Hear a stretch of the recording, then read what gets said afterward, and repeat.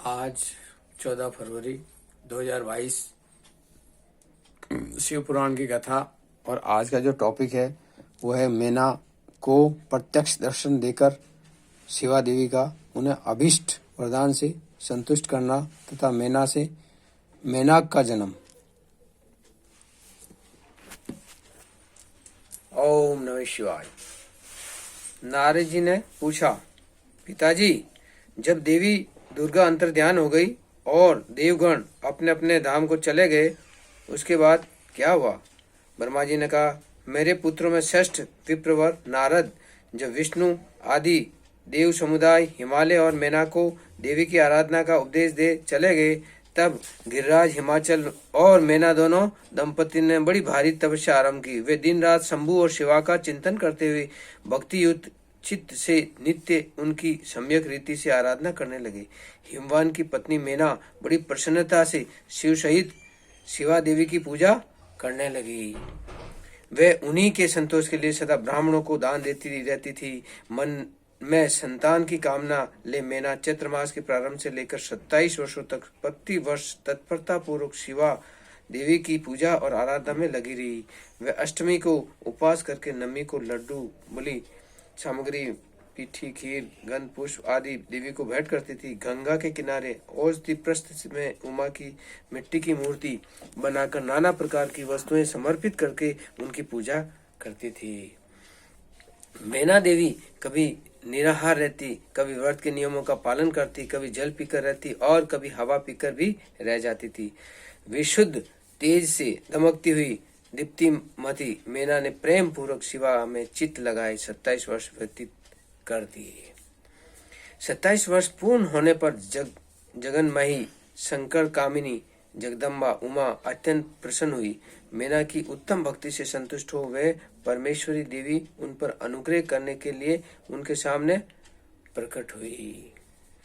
तेजोमंडल के बीच में विराजमान तथा दिव्य अवयवों से संयुक्त उमा देवी प्रत्यक्ष दर्शन दे मैना से हंसती बोली।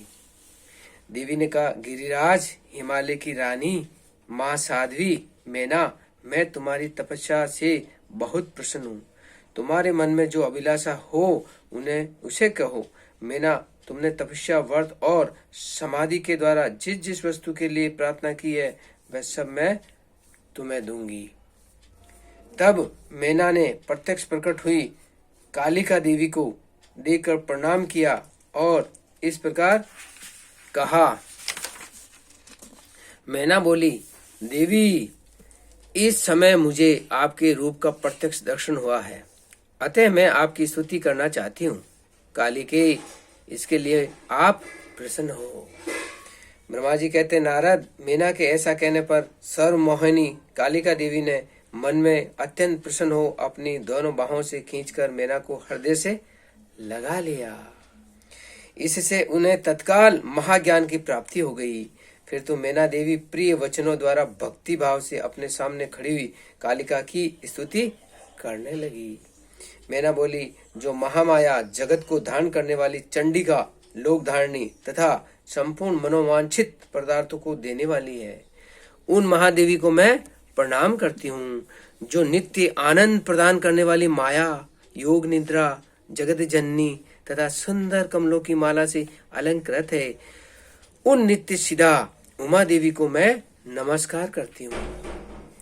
जो सबकी माता मही, नित्य आनंदमयी, भक्तों के शोक का नाश करने वाली तथा कल्प पर्यंत नारियों एवं प्राणियों की बुद्धि रूपिणी है, उन देवी को मैं प्रणाम करती हूँ। आप यतियों के अज्ञान में बंधन के नाश की हेतुभूता ब्रह्म विद्या है। फिर मुझ जैसी नारियां आपके प्रभाव का क्या वर्णन कर सकती। अथर्ववेद की जो हिंसा, मारण आदि का प्रयोग है वह आप ही है देवी। आप मेरे अभिष्ट फल को सदा प्रदान कीजिए। भावहीन, आकार रहित तथा अदृश्य नित्यानित्य तन्मात्राओं से आप ही पंचभूतों के समुदाय को संयुक्त करती है। आप ही उनकी शाश्वत शक्ति है। आपका स्वरूप नित्य है। आप समय समय पर योग युक्त एवं समर्थ नारी के रूप में प्रकट होती है। आप ही जगत की योनि और आधार शक्ति है। आप ही प्राकृत तत्वों से परे नित्य प्रकृति कही गई है, जिसके द्वारा ब्रह्म के स्वरूप को वश में किया जाता है। वे नित्य विद्या आप ही है। मात, आज मुझ पर प्रसन्न हुई। आप ही अग्नि के भीतर व्याप्त उग्र दाहिका शक्ति है। आप ही सूर्य किरणों में स्थित प्रकाशिका शक्ति है। चंद्रमा में जो आहादिक का शक्ति है वे भी आप ही है। ऐसी आप चंडी देवी का मैं स्तवन और वंदन करती हूँ। आप स्त्रियों को बहुत प्रिय है। उदर्वरेता ब्रह्मचारियों की देव भूता नित्य ब्रह्म शक्ति भी आप ही है। संपूर्ण जगत की वांछा तथा श्री हरि की माया भी आप ही है। जो देवी इच्छानुसार रूप धारण करके सृष्टि पालन और संहारमयी हो उन कार्यों का संपादन करती है तथा ब्रह्मा विष्णु एवं रुद्र के शरीर की भी हेतुभूता है, वे आप ही है। देवी आज आप मुझ पर प्रसन्न हो। आपको पुनः मेरा नमस्कार। ओम नमः शिवाय। शिव और शिवा के चरणों में सशक्त नमन करता हूँ।